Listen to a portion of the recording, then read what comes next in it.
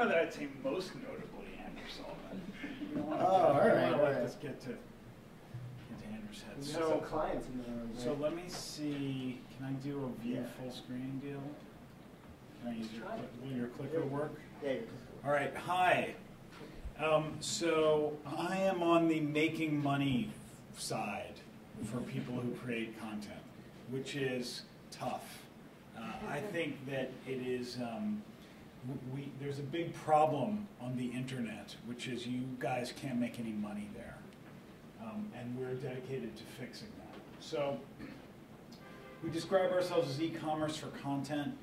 Every morning I wake up, we have a platform that we try to sell to big publishers, and we also work with a lot of upstarts.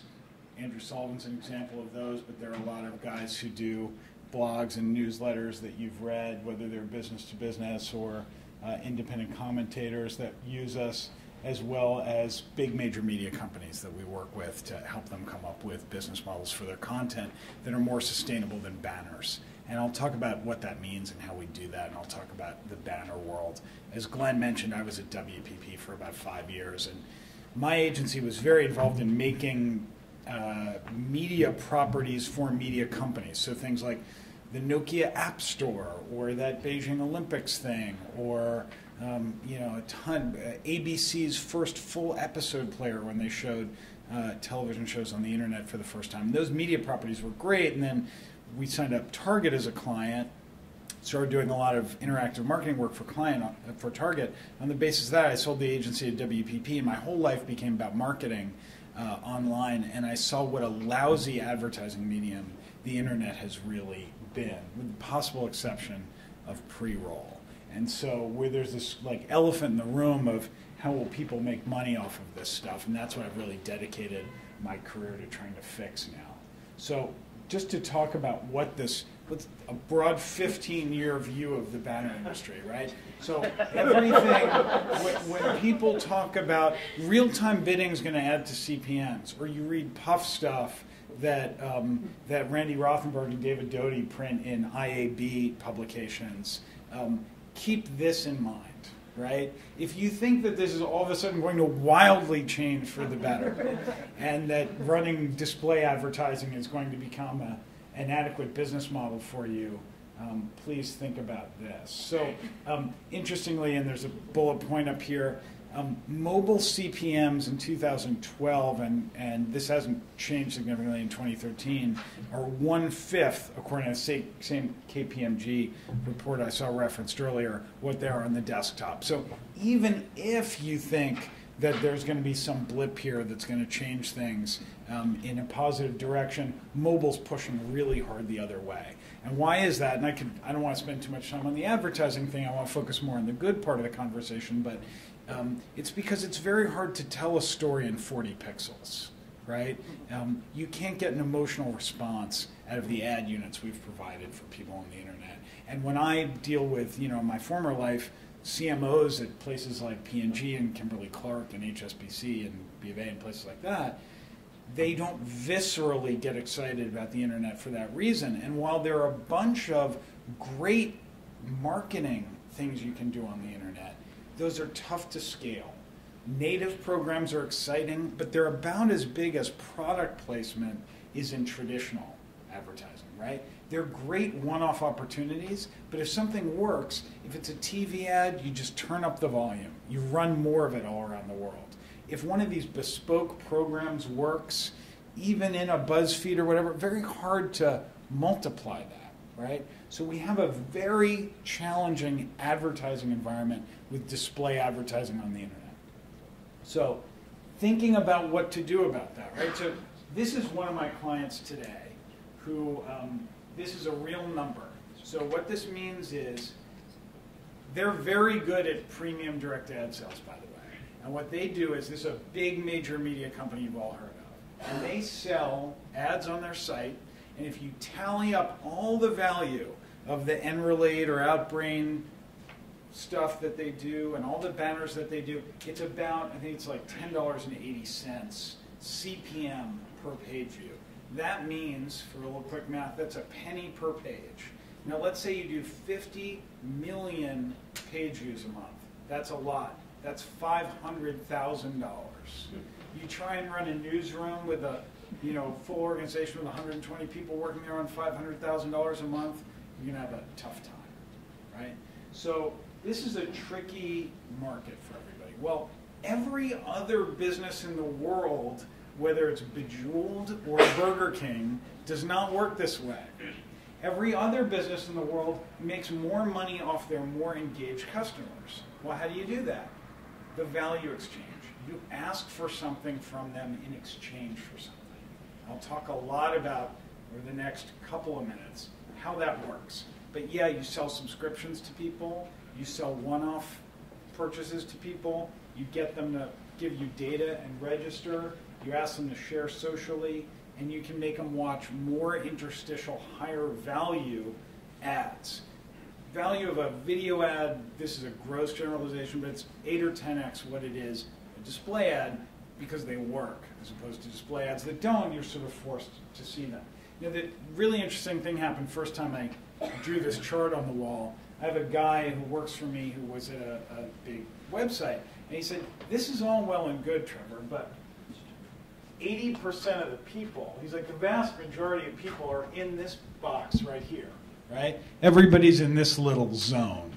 Well, turns out that's true. Most people who come to your website look at one, and I'm summarizing a lot of data, and you're going to have to take my word for it, so I don't have to show a lot of numbers on the screen. But most people on a website will look at 1 or 2 pages and leave. But that doesn't mean that that's the majority of the traffic. A majority of the page views occur with a small percentage of the audience. And this is totally consistent with what Linda's saying, who's about 3 times as smart as most people I deal with in this business, although she hasn't been smart enough to buy our product. So what do you do? Well, there are 3 things that you're asking for some things for the consumer. You have to give them some things. What's interesting, I say this more to be provocative than because I really believe it, but the dumbest thing that publishers ever did in the advent of digital was they believed that the value was the articles.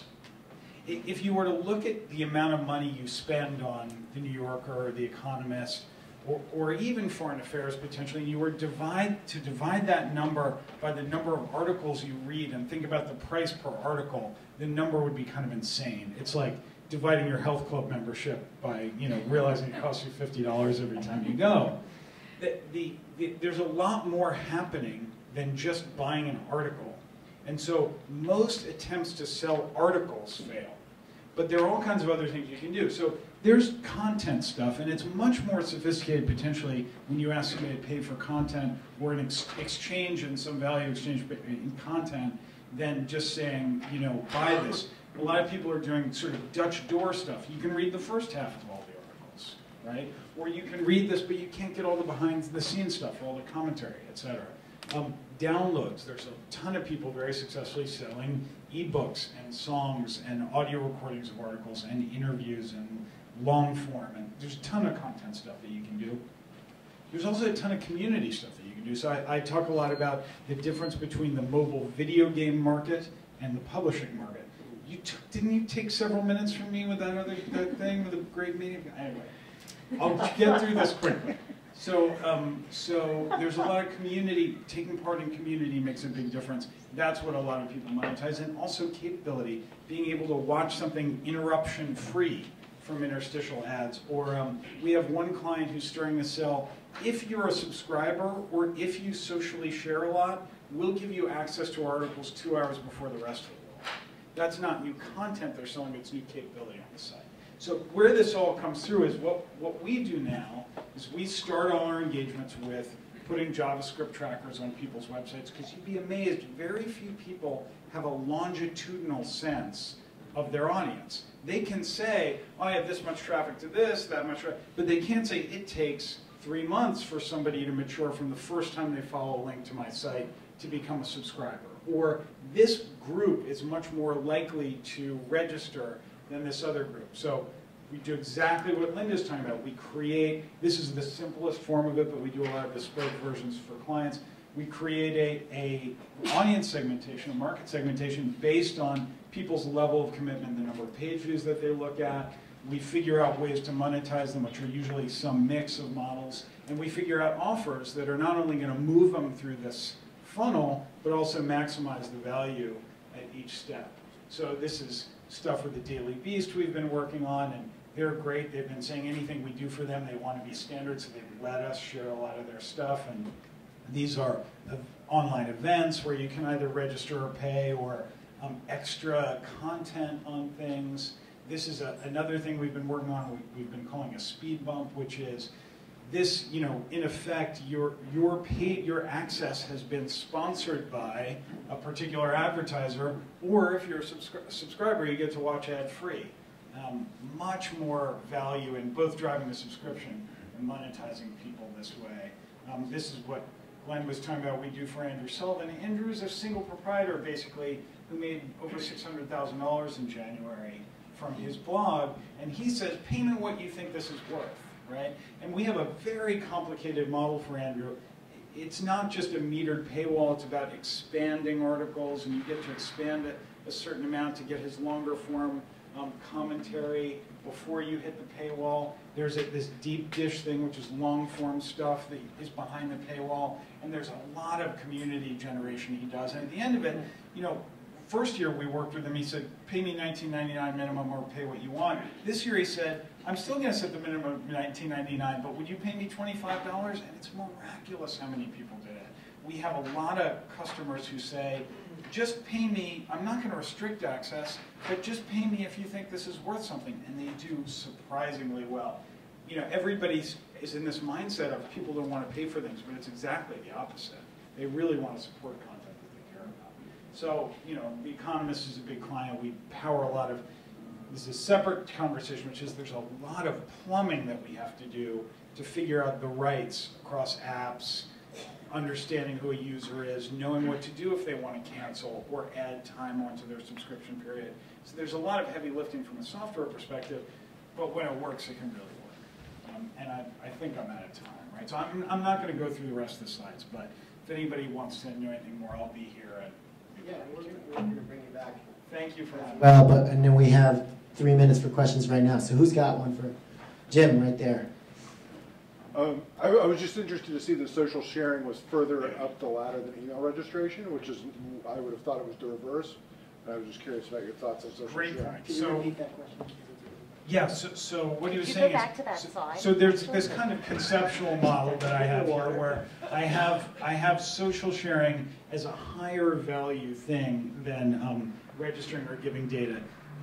You have a good point. It's not always that way. So one of the things we do these strategy engagements that begin before we deploy the platform. And one of the things that we do is behavior evaluation. So we look at all the links on a page basically and say, how much is it worth it to us if somebody signs up for the email? How much is it worth it to us if somebody socially shares? So I'm going to use a specific client in my mind as an example. They have 8 page views on average are generated from every social share, right? So you got to figure that's going to be $70 to $90 CPM. Depending on whether they sell advertising in the newsletter, how often they send it out, and how many times people follow links from that, that could be a lower value thing, but those could easily be switched to that. Gotcha. We got one from Linda. Here you go. I'm very intrigued by the model of offering the user the choice between viewing the ad versus paying for the content. And it seems like short-sighted in my world relative to lifetime value you can get from engaging with the customer. But I was wondering if you could share any data, not necessarily from first look, but anyone about how it's working. Yeah, so first of all, your model, you're a higher value subscription than some of our clients, A.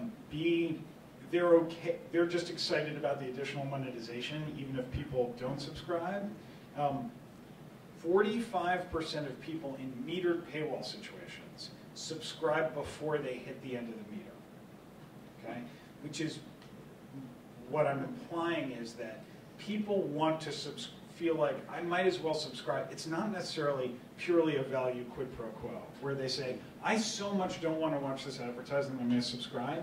There's almost I won't say guilt, but there's an affinity factor where they say, I want to be a part of this thing, I'm going to subscribe, and usually there are other associated benefits to subscribing. But if I'm charging you $1.99, the numbers are not that far off from an immediate value perspective. You're entirely right that the recurring subscription, where you have somebody's credit card on file, makes another difference. But you know, there's almost, I've been very focused on not trying to lean on that too much with our customers, because one thing we kind of insist on with everybody is we make it easy to cancel. And I think there's a terrible thing that goes on in the industry where people make it deliberately difficult to cancel. On the New York Times, you can sign up for a subscription, like a second online. But if you want to cancel, you've got to call an 800 number, right, between 9 and 5. And that kind of bullshit makes it harder for everybody else to sell subscriptions, right? Yeah. So we're a little bit cautious about the lock-in of the monthly anyway, but to your original question, it depends on how much the subscription costs. It depends on how many, you know, you're not doing tonnage. Some of these guys are doing real tonnage. They're just not making money from it, and this is a way for them to do that while still carving out the subscription. And if you have a new brand, you're not likely to be able to convert subscribers anywhere necessarily. That's exactly, well, it's certainly going to take you some time.